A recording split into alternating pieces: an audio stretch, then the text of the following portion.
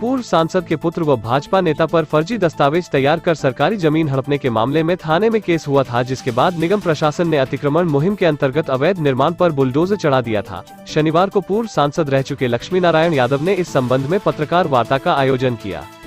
उन्होंने निगम की इस कार्यवाही को गलत बताते हुए प्रॉपर्टी संबंधित दस्तावेज सामने रखे और बताया कि उनके ऊपर की गई कार्यवाही सरासर गलत है।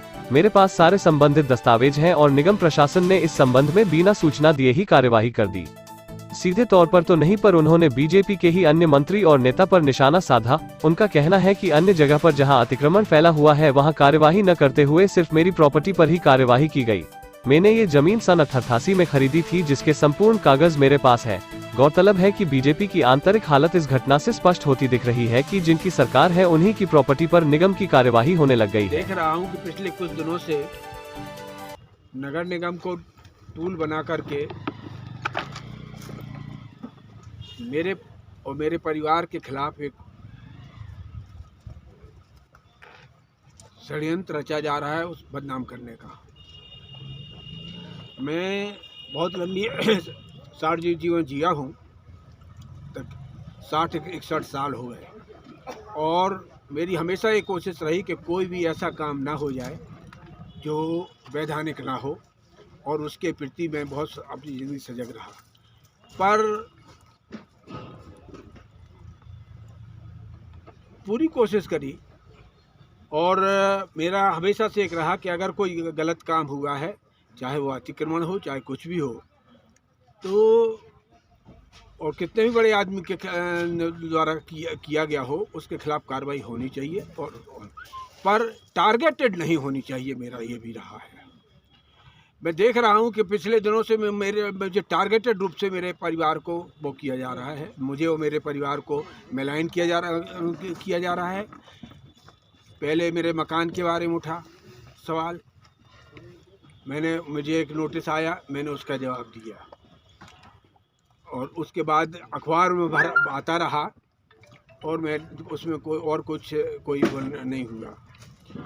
साहब है, इनका कब्जा है, कभी सुधीर का नाम लिख के आ जाता, कभी लक्ष्मी नारायण यादव का नाम लिख के आ जाता, जबकि उसके बारे में मैंने स्थिति बहुत स्पष्ट कर दी थी कि मैंने वह ज़मीन एक सत्यनारायण जी से ली थी, जो वहाँ बड़े बाज़ार में रहते हैं।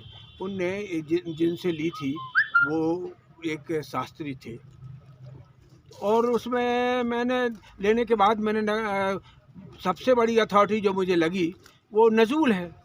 तो नजूल के पास ही शासकीय भूमि का वो होता है, तो मैंने उसमें भी उनसे परमिशन ली, और बाकायदा परमिशन लेके मकान बनाया। फिर भी मुझको कहा गया कि आपने वो किया है, अब पता नहीं क्यों कैसे भी है।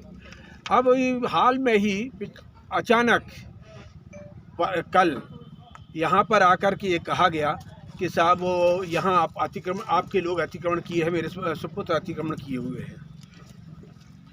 मैं इसके बारे में बहुत स्पष्ट कर देना चाहता हूँ, और इसी खास तौर से इसको है कि हम लोगों ने कोई अतिक्रमण नहीं किया है, और जो ज़मीन हमारे पास है लगभग मतलब मार्च में भरा जाता है। पिछले मार्च तक का मैं बहुत पर्टिकुलर होकर के भरवाता हूँ। दादा, अब क्या और कब करेंगे आप? अब कुछ नहीं करेंगे। हम जनता के बीच में सही स्थिति को रखने के लिए आप सबसे अनुरोध किया था कि आप सब इसको, हमारी जो व्यथा है उसको आप जनता तक पहुँचा दें, बाकी ताकि उसके बीच में कोई भ्रम ना रहे। दादा, एक जो सवाल बार बार इससे अलग है, वो वहाँ आपके मकान को लेके चलता है कि वहाँ पे भी तालाब की भूमि में कुछ अतिक्रमण है आपका, उसकी भी स्थिति स्पष्ट कीजिए ना। हमने बताया ना कितना क्या है। नहीं, हमारे मुताबिक हमको ये देखिए, जब मैंने 1988 में वो ज़मीन खरीदी थी, उसमें जो कागजों में लिखा है थोड़ा सा आपका हिस्सा लिखा हुआ है, उतनी की बात करें। उतनी की तो बात कर रहा हूँ कि उनने आकर के कहा था इसमें बिल्कुल नगर निगम, क्योंकि वो गुलाई से उन दोनों उनने स्पष्ट किया था कि ये गुलाई जो बनी हुई है, सपील जिसको कहते हैं अपन बाउंड्री जो बनी हुई है पत्थर की, उसके बाद अगर तालाब की ज़मीन कैसे संभव हो सकती? दादा, नजील विभाग ने जो 47 लोगों की लिस्ट जारी की थी, उसमें आपका भी नाम था अतिक्रमण करता हूँ। हाँ, मालूम है, मगर सुनो, सुधीर का भी है नाम, पर हर बार उनकी लिस्ट बदलती रही है। एक बार हमको दिया था कि हमने कितना 12-1400 वर्ग फुट में, फिर उन्होंने सुधीर को दिया कि तुम 700 वर्ग फुट में किए हो। तो असल में क्या है कि अब वो कब थी, कैसे थी, हम खुद नहीं समझ पा रहे। और अगर मान लीजिए कि सरकारी ज़मीन होती, नजूल की ज़मीन होती, तो मैं कतई वो ना करता, मैं उस पर कब्जा ना मकान बनाता। और नगर निगम ने खुद ने मेरी नक्शा पास किया मेरा। चलो, ललैटोरी में ज़्यादा है उसका अंश, जिसमें ये सब कुछ अतिक्रमण हो चुका है ऑलरेडी। पक्का अतिक्रमण बहुत पहले से बन गया है।